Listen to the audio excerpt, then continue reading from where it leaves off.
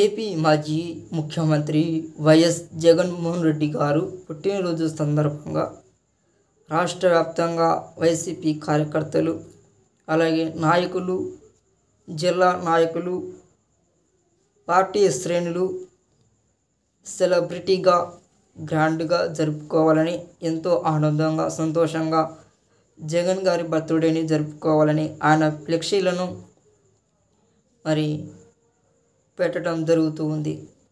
ఈ నేపథ్యంలో కొంతమంది టీడీపీ నేతలు, కార్యకర్తలు కావచ్చు, వారు జగన్ గారి ఫ్లెక్సీలను చూసి ఓర్చలేకనో, లేకపోతే ఆయన గిట్టనో, లేకపోతే ఏదో ఒక కారణం చేతనో భయపడో ఆయన ఫ్లెక్సీలను తీసివేయడం, ఒక వీడియో రూపంలో వైసీపీ కార్యకర్తలతో వాదించడం మనం చూస్తాం. అయితే రీసెంట్గా రాష్ట్ర వ్యాప్తంగా ఇలాంటి జగన్ గారి బర్త్డే కార్యక్రమాలు జరుపుకోవాలని చూస్తున్నటువంటి తరుణంలో తాజాగా ఒక వార్త రీసెంట్గా రావడం జరిగింది.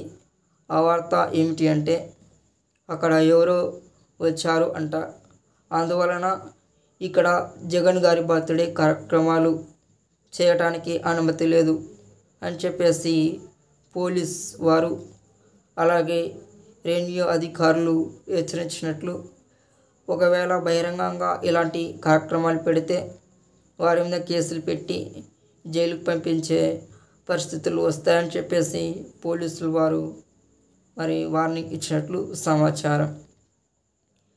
కుప్పంలో కూడా వైసీపీ కార్యకర్తలు, నాయకులు ఉన్నారు. కాబట్టి ఆ ప్రాంతంలో కూడా జగనన్న గారి బర్త్డేను గ్రాండ్గా జరుపుకోవాలని, బహిరంగంగా ఎంతో ఆనందంగా జరుపుకోవాలని, ముందుగానే ఎటువంటి గొడవలు రాకుండా, ఎటువంటి ఇబ్బంది రాకుండా, ఈ కార్యక్రమానికి ఆటంకం ఏర్పడకుండా ముందు జాగ్రత్తగా వైసీపీ కార్యకర్తలు, నేతలు కుప్పంలో ఉన్నటువంటి స్థానిక పోలీస్ స్టేషన్లో పోలీసు వాళ్లకు పర్మిషన్ కోసం వారు అడిగినట్లు సమాచారం ఉంది. అయితే ఆ సమాచారంలో ట్విస్ట్ ఏమిటంటే, పోలీసులు వారు పర్మిషన్ ఇవ్వడానికి నిరాకరించారంట. ఎందుకు నిరాకరించారు అని అంటే, కుప్పంలోన ప్రస్తుతం ఏపీని పాలిస్తున్నటువంటి సీఎం చంద్రబాబు గారి సతీమణి భార్య గారు కుప్పం ప్రాంతానికి పర్యటన కోసం వస్తున్నారంట. కాబట్టి మేడం గారు వస్తున్నారు కాబట్టి ఇక్కడ ఎటువంటి కార్యక్రమాలు జరగకూడదు, ఒకవేళ మాకు తెలియకుండా జరిపినట్లయితే మీ మీద కఠినమైన కేసులు పెట్టి జైలుకు పంపించే పరిస్థితులు వస్తాయని పోలీసులు వాళ్ళు ఖండితంగా హెచ్చరించినట్లు, వార్నింగ్ ఇచ్చినట్లు మనం చూస్తూ ఉన్నాం. ఎక్కడో సీఎం గారి భార్య వస్తే జగన్ గారి బర్త్డే కార్యక్రమం పెట్టుకోవడానికి సంబంధం ఏమైనా ఉందా అని నెటిజన్లు కామెంట్ల ద్వారా తమ అభిప్రాయాలు తెలియజేస్తూ ఉన్నారు.